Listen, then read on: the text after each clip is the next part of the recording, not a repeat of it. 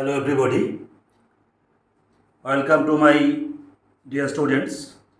I hope all are very well.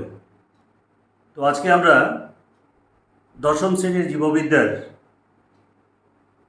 দ্বিতীয় অধ্যায়ের অর্থাৎ কন্ট্রোল অ্যান্ড কোঅর্ডিনেশন এই অধ্যায়ের দ্বিতীয় অংশ আলোচনা করব।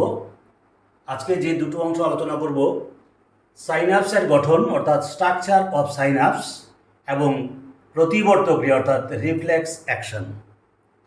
তো প্রথমে আমরা জানি সাইনাপস অর্থাৎ স্নায়ু সন্নিধি বলতে আমরা কি বুঝি।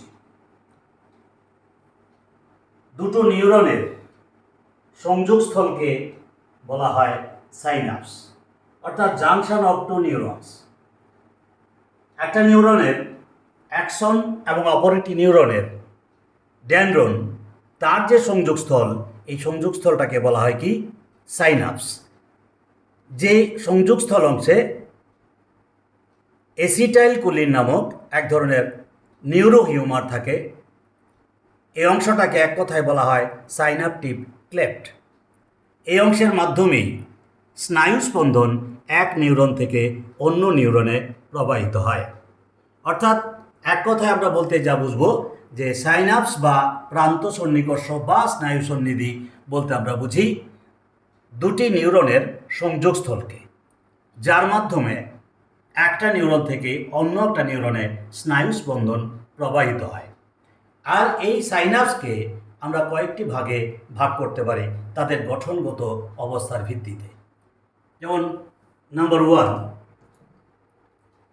এক্সোডেনড্রাইটিক।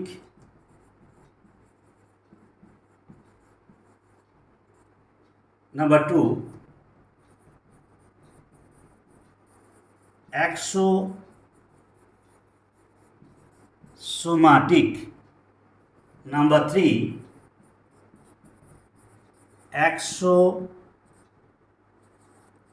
एक्सोनिक। অর্থাৎ একটা নিউরনের অ্যাকশন যখন অপর একটা নিউরনের ডেনড্রনের সঙ্গে সংযোগস্থল গঠন করে অর্থাৎ জাংশন গঠন করে, তখন তাকে বলা হয় এক্সোডেনড্রাইটিক। একটা নিউরনের অ্যাকশন যখন অন্য একটা সেল বডির সঙ্গে অর্থাৎ কোষ দেহের সঙ্গে সংযোগ স্থাপন করে, তখন তাকে বলা হয় এক্সোসোমাটিক। আবার একটা নিউরনের অ্যাকশন অপর একটি নিউরনের অ্যাকশনের সঙ্গে যখন সংযোগ স্থাপন করে, তখন তাকে বলা হয় কি এক্সোনিক নিউরন। তো এই এক্সোডেনড্রাইটিক, এক্সোসোমাটিক, এক্সোনিক প্রত্যেকেই তাদের কাজ কি, প্রত্যেকটা সাইনাপসের কাজ কিন্তু একই রকম, অর্থাৎ স্নায়ুস্পন্দন এক নিউরন থেকে অপর নিউরনে পৌঁছে দেওয়া। এই গেল আমার সাইনাপসের গঠন।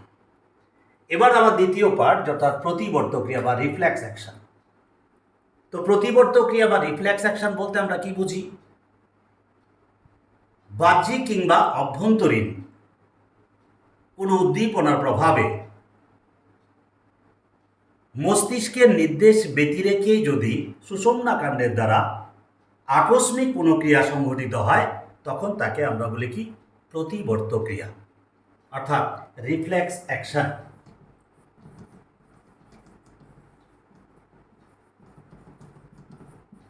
Reflex action.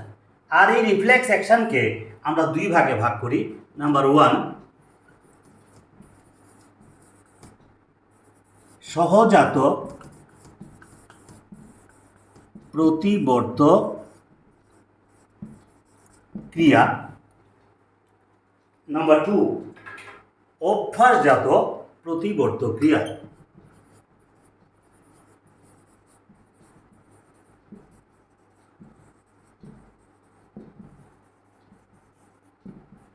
অর্থাৎ 1 নম্বর বললাম সহজাত প্রতিবর্ত ক্রিয়া, যেটাকে আমরা বলি কি আনকন্ডিশনাল রিফ্লেক্স অ্যাকশন, অর্থাৎ শর্ত নিরপেক্ষ প্রতিবর্ত ক্রিয়া।